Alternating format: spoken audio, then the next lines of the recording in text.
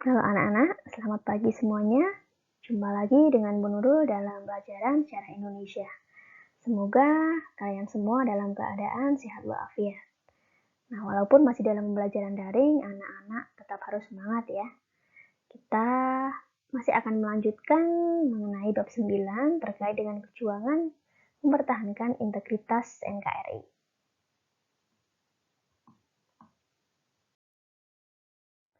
Sebelum kita membahas lebih lanjut, sebetulnya kenapa sih materi ini penting untuk kita pelajari bersama-sama? Ya, karena memang saat ini Negara Kesatuan Republik Indonesia, walaupun sudah merdeka, ya, kita tentu tidak serta-merta bebas dari berbagai ancaman, terutama ancaman terhadap Kesatuan Negara Republik Indonesia. Mungkin anak-anak semua sering mendengar sebuah semboyan yang sangat bagus sekali, ya, yang berbunyi NKRI harga mati. Ya, memang betul sekali. NKRI sampai kapanpun harus kita jaga. Karena sebagai bangsa yang besar, kita patut bangga.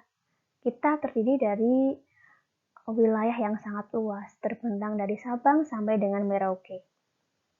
Tentu di dalamnya terdiri dari bermacam-macam suku, bangsa, ras, agama, budaya, adat istiadat yang beraneka ragam. Tetapi perbedaan itu bukanlah menjadi sebuah ancaman, melainkan sebuah kekuatan ataupun kebanggaan, di mana kita punya semboyan yang sangat bagus sekali, yaitu Bhinneka Tunggal Ika. Ya, keberagaman dalam perbedaan. Perbedaan itu yang akan menyatukan kita dalam sebuah kesatuan. Nah, ancaman terhadap persatuan dan kesatuan bangsa ataupun integrasi nasional jelas merupakan ancaman terhadap cita-cita dan tujuan bangsa Indonesia yang memang telah tertuang dalam Undang-Undang Dasar 1945, yaitu melindungi segenap bangsa Indonesia. Karena bangsa Indonesia ini adalah milik semuanya, bukan milik segolongan ataupun sekelompok masyarakat saja. Mari kita ikuti poin-poin berikut ini.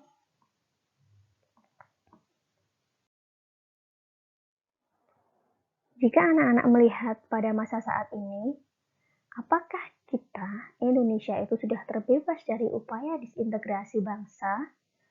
Tentu jawabannya adalah tidak ya. Kita masih dihadapkan oleh berbagai persoalan, berbagai konflik yang terjadi di dalam negeri. Nah, di bawah ini ada beberapa berita ya yang Ibu ambil dari media online. Ya, silahkan anak-anak lihat terkait dengan beberapa upaya disintegrasi yang terjadi pada masa sekarang. Baik, yang pertama adalah berjudul Papua Barat deklarasikan kemerdekaan hari ini, Beni Wenda, kami tidak akan tunduk pada pemerintah. Nah, ini adalah sebuah berita yang sangat harus menjadi perhatian terhadap pemerintah ya, di mana di Provinsi Papua letaknya di ujung timur Indonesia, ternyata ada sekelompok golongan ataupun sekelompok oknum ya, yang mereka ingin melepaskan diri dari NKRI. Tentu ini menjadi PR kita semua bersama. Kenapa hal ini bisa terjadi dan juga bagaimana upaya pemerintah untuk mengatasi ancaman disintegrasi tersebut. Berita yang kedua. Untuk berita yang kedua, ini merupakan demo setelah disahkannya Undang-Undang Cipta Kerja ya, yang pada akhir tahun 2020 kemarin banyak sekali terjadi demonstrasi di berbagai wilayah di Indonesia dan tak jarang terjadi kericuhan. Nah, ini merupakan salah satu bentuk aksi protes dari masyarakat terkait ketidakpuasan masyarakat terhadap kebijakan yang dibuat oleh pemerintah. Dan sekarang gampang sekali terjadi gesekan antara masyarakat dan juga pemerintah. Dan tentunya jika hal ini tidak segera disikapi, menjadi ancaman terhadap disintegrasi bangsa Indonesia itu sendiri.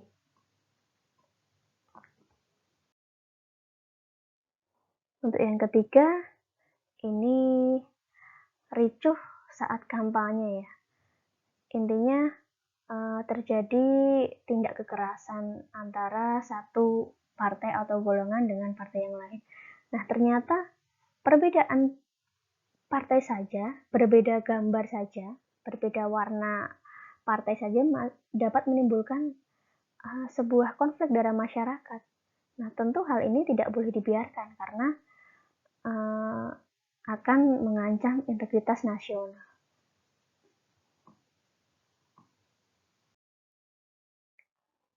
Beberapa peristiwa tadi, ya, kita dapat melihat ternyata kita belum bisa terbebas dari ancaman disintegrasi.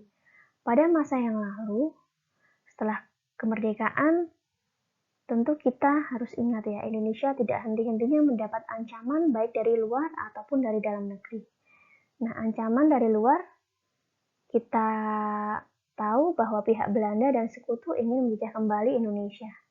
Kemudian, dari dalam negeri, sebenarnya apa sih penyebab terjadinya disintegrasi pada masa itu? Nah, ternyata memang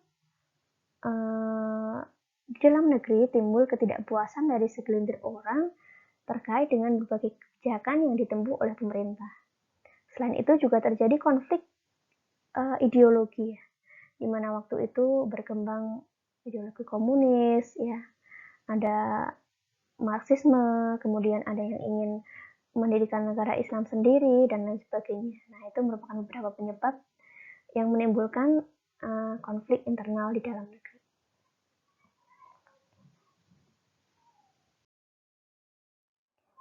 Baik, ini adalah beberapa fakta ya, catatan sejarah terkait dengan berbagai pemberontakan dan juga pergolakan daerah yang terjadi pada awal kemerdekaan sampai dengan tahun 1965.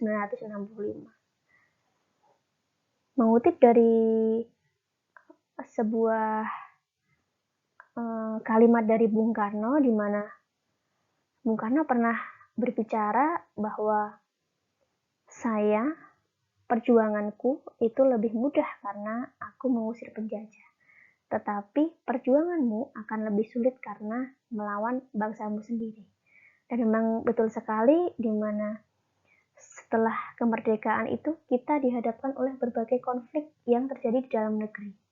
Ya, mulai dari revolusi fisik, kita ada PKI Madiun, DITII, pembentukan RIS, APRA, gerakan Andi Ayis, RMS.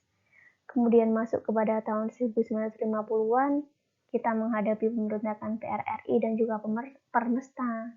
Dan yang lebih besar lagi skalanya, tahun 1965, kita tahu sebuah luka ya yang sampai saat ini masih membekas ya di hati bangsa Indonesia, di mana terjadi pemberontakan G30S yang menyebabkan terbunuhnya 6 jenderal dan juga 1 letnan waktu itu, ya, Jenderal Angkatan Darat, dikenal dengan gerakan 30 September.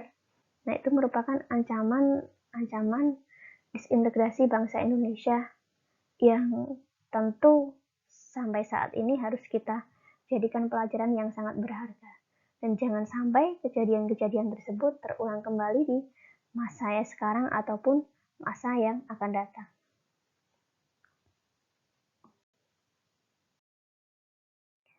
Nah, dalam menghadapi konflik-konflik internal tersebut, tentu pemerintah tidak tinggal diam ya. Banyak sekali tokoh-tokoh pejuang yang berupaya berperan dalam mempertahankan integritas NKRI. Nah, di sini ada beberapa tokoh ya yang jasanya sangat besar ya. Pertama ada R. Soekarno, ya, presiden kita pertama, di mana beliau merupakan pejuang hak-hak masyarakat, khususnya di negara Asia Afrika. Beliau berjuang keras dalam mempertahankan NKRI dari berbagai pemberontakan ataupun pergolakan yang berpotensi memecah belah bangsa Indonesia. Kemudian yang kedua ada Muhammad Hatta, itu juga bapak proklamator kita ya, yang beliau dikenal sebagai peletak dasar politik luar negeri Indonesia. Ya, bersama-sama dengan Soekarno, beliau berusaha untuk mengatasi berbagai pergolakan yang berpotensi untuk memecah belah bangsa Indonesia. Yang ketiga ada Abdul Haris Nasution, ya, ini merupakan Panglima Komando Jaya, dan Nasution itu merupakan salah satu jenderal yang berhasil lolos dari gerakan 30 September tahun 65. Beliau lah yang berhasil memadamkan pemberontakan PKI Madiun, PRRI Permesta, dan juga membawa TNI Angkatan Darat tetap setia pada Merah Putih dan juga Pancasila. Dan yang keempat adalah Sri Sultan Hamengkubuwono ke-9, ya, yang juga merupakan Gubernur Yogyakarta yang sebelumnya. Nah, nasionalisme Sultan ini tentu sangat terlihat sejak awal pemerintahan RI, karena tanpa ragu beliau menyatakan bahwa Yogyakarta resmi menjadi bagian dari NKRI selepas Soekarno-Hatta memproklamirkan kemerdekaan. Nah, ini merupakan salah satu poin yang tentu sangat kita apresiasi, ya, dan juga besar sekali jasanya terhadap keberlangsungan Negara Kesatuan Republik Indonesia. Karena ia sebagai raja tentunya bisa saja memilih untuk mendirikan negara sendiri, tetapi dengan sifat jiwa besarnya beliau rela bergabung kepada Negara Kesatuan Republik Indonesia. Itulah beberapa tokoh yang tentunya dari perjuangannya tentu kita harus teladani dan juga kita contoh dari kita sebagai generasi muda. Kemudian berbagai konflik internal di Indonesia tersebut, tentu pemerintah melakukan berbagai cara, ya, untuk mengatasi hal tersebut. Pemerintah waktu itu mendahulukan cara-cara damai dalam menghadapi pemberontakan tersebut. Namun ketika cara-cara itu tidak berhasil, ya, tidak dihiraukan, maka pemerintah melakukan penumpasan terhadap berbagai operasi militer. Nah, dengan cara itu integritas bangsa tetap terjaga dan NKRI harus tetap terpelihara hingga saat ini. Baiklah anak-anak, dari berbagai hal tadi yang sudah kita bahas, ya, poin pentingnya adalah saat ini bagaimana upaya yang dapat kita lakukan untuk mencegah upaya-upaya disintegrasi bangsa. Nah, tentu kamu sebagai generasi muda, ya, yang pertama harus selektif, ya. Kita harus kritis terhadap informasi yang ada. Nah, dalam media sosial saat ini, ya, masif sekali berita-berita yang kadang belum tentu itu benar. Kadang-kadang ada hoax dan lain sebagainya. Nah, tentu kita tidak boleh mudah untuk terprovokasi. Karena memang banyak oknum-oknum yang ingin sekali memecah belah bangsa Indonesia. Nah, kemudian kita juga harus peka terhadap lingkungan sekitar kita. Dan juga tentu kita harus saling memupuk rasa toleransi, ya, antar satu dengan yang lainnya. Harus menghargai dan menghormati perbedaan. Nah, itu anak-anak beberapa hal yang dapat kalian lakukan untuk berupaya menjaga integritas kesatuan Republik Indonesia.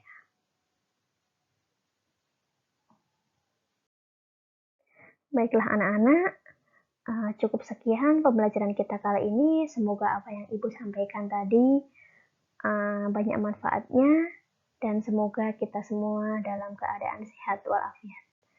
Sampai jumpa di lain kesempatan. Wassalamualaikum warahmatullahi wabarakatuh.